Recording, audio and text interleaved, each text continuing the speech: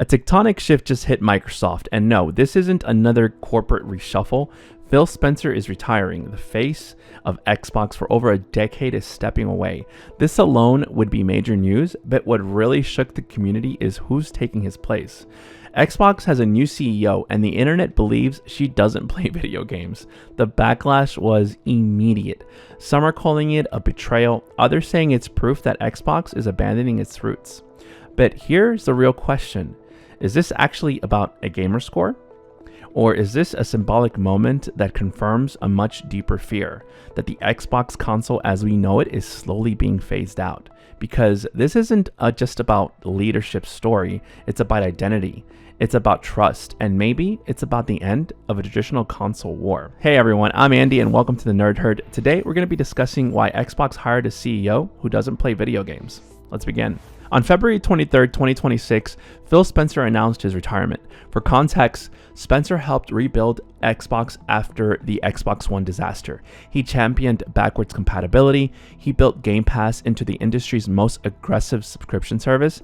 He oversaw a $69 billion Activision Blizzard acquisition. Most importantly, he felt like one of the community. He had a public gamer tag. He talked about games he was playing. He showed up. He built cultural credibility. But this wasn't the only shock.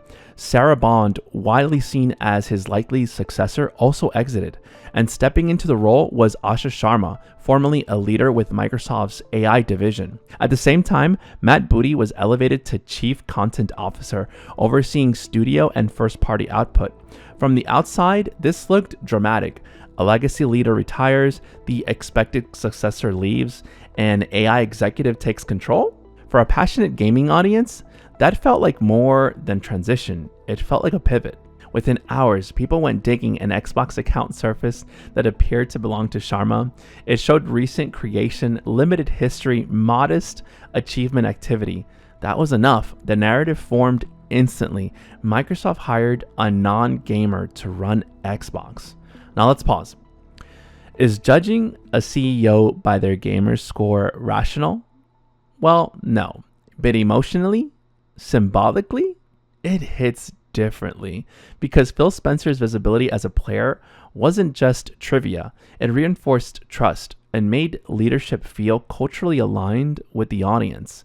In contrast, a low activity profile, whether fair or not, created the opposite perception, and perception in a platform ecosystem matters. The controversy isn't really about what games she played, it's about whether the person steering the future of Xbox understands what Xbox means to its core audience. Here's where we separate emotion from strategy.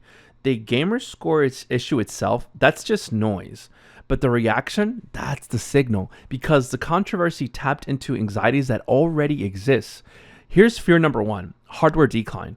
Xbox consoles have slowed. Microsoft has leaned into a play anywhere model, PC, cloud, cross-platform publishing. To some fans, that feels like console deprioritization. Now, here's fear number two, AI overreach. Sharma's background is in platform scaling and AI operations. In a climate where creatives are wary of automation in a game development, that raises huge concerns.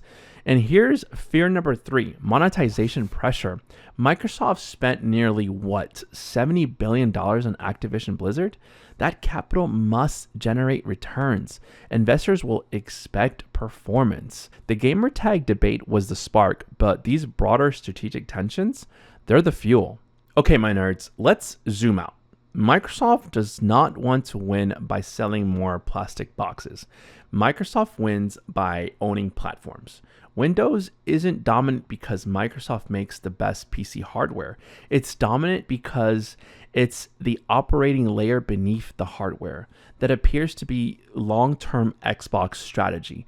Not win the console war, but make the console war irrelevant. Game Pass across devices, cloud streaming across TVs, publishing on competing platforms, first-party titles as ecosystem drivers. In this context, hiring a platform scale executive makes strategic sense. Now, don't beat me up. Sharma's wasn't brought to design boss fights. It was content ammunition for a cross-device ecosystem. The fear from core console players is understandable. If Xbox becomes everywhere, does the dedicated console become optional? Well, if it does become optional, does it eventually disappear? Sharma's background is product operations and large-scale service management. Instacart, Meta, AI leadership at Microsoft. That profile signals operational discipline and growth optimization. It does not signal game development culture, though. That does not mean she can't succeed. It means her mandate is different. Interestingly, she's already addressed community concerns publicly. She emphasized commitment to the console identity. She rejected the idea of flooding ecosystem with low-quality AI output. She reinforced the iconic IP won't be treated as static assets to exploit. And promoting Matt Booty to Chief Content Officer pairs platform leadership with gaming credibility. That move was deliberate. It suggests a dual structure model. Platform and creative oversight. Execution will determine whether this balance holds. Here are some 3 pillars that can determine the future: console, content, service. If the next Xbox becomes more PC-like or more open, that's transformation, not extinction. But the messaging will have to be clear. Here's the next pillar that's a really hard pill to swallow for Microsoft. It's the first-party output. They need to improve in quality and cadence, because these games that have recently been publishing, boy, have they been trash. But that's my personal opinion. Now, the next pillar, and this is an important one, it's the service. Game Pass must grow without feeling like an exploitation or some algorithm-driven content. AI can enhance personalization, yes, but it can also erode trust. There's that fine line right there. The controversy was never really about gamerscore. It was about trust during transition. When a beloved brand changes leadership, the community looks for reassurance. Symbolism becomes amplified.